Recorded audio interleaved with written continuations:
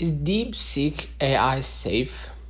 DeepSeek is a newer AI chatbot model originating in China that has seen rapid uptake, but also scrutiny. So let's talk about the safety and concerns. The accuracy issues. A NewsGuard audit found DeepSeek had low accuracy by 17% for news and information queries, repeating false claims 30% of the time.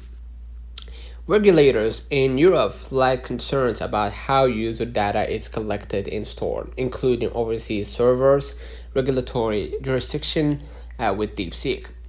Security vulnerabilities. Research found that DeepSeek and other models have safety weaknesses. Prompt injection, chain of thought hacks that attackers could exploit. What to watch?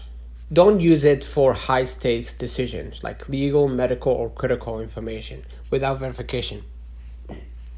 Be cautious about what data you share with it. Sensitive personal info, proprietary corporate info. Check the privacy policy. Where is data stored? Who has access? What are their retention or usage policies? Consider alternative models or additional oversight if using it in business or enterprise context. Don't forget to like and subscribe. See you in the next one.